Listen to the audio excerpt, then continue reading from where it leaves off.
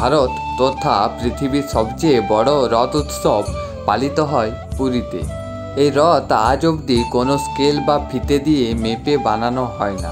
এক একটি রথ প্রস্তুত করতে খরচ করা হয় 2 থেকে 3 কোটি টাকা। তবুও প্রত্যেকটা রথের মাপ এবং ওজনে এক চুলো নড়বড় হয় না। এই রথযাত্রাকে কেন্দ্র করে পুরীতে প্রায় 15 থেকে 20 লক্ষ মানুষের ভিড় হয়। আজ শুভ রথযাত্রা, অর্থাৎ প্রভু জগন্নাথ দেবের জন্মদিন। আর ঠিক এই কারণের জন্যই পুরীতে পালিত হবে ভারত তথা পৃথিবীর সবচেয়ে বড় রথ উৎসব। কথিত আছে প্রভু জগন্নাথ দেব দাদা বলভদ্র এবং বোন সুভদ্রাকে নিয়ে এই দিন রথে করে মাসির বাড়ি যান। আজকের ভিডিওতে আমরা আলোচনা করব এই রথের ঐতিহাসিক কাহিনী।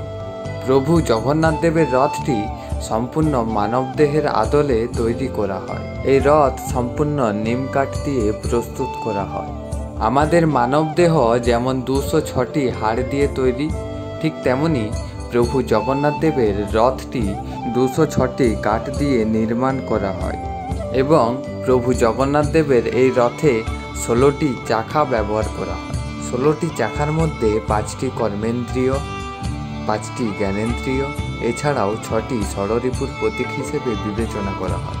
এই রথ প্রস্তুত করার সময় কোনো প্রকার স্কেল, ফিতে বা পেরেকের ব্যবহার করা হয় না। আমাদের মানবদেহ যেমন আত্মা দ্বারা পরিচালিত হয়, ঠিক তেমনি এই রথ পরিচালনা করেন স্বয়ং জগন্নাথ দেব। এছাড়াও এক একটি রথ প্রস্তুত করতে 2 থেকে 3 কোটি টাকা খরচ করা হয়। প্রভু জগন্নাথ দেবের রথের নাম হলো নন্দীঘোষ। আর যে দড়ি দিয়ে এই রথ টানা হয় তার নাম শঙ্খচূড় নাগিনী। এই রথে সারথি হলেন দারুকা। দাদা বলভদ্রের রথের নাম তালধ্বজ এবং যে দড়ি দিয়ে এই রথ টানা হয় তার নাম বাসুকীনাগ। এই রথে সারথি হলেন মাতালি এবং বোন সুভদ্রার রথের নাম দর্পদলন এবং যে দড়ি দিয়ে এই রথ টানা হয় তার নাম স্বর্ণচূড় নাগিনী। এই রথের সারথি হলেন অর্জুন।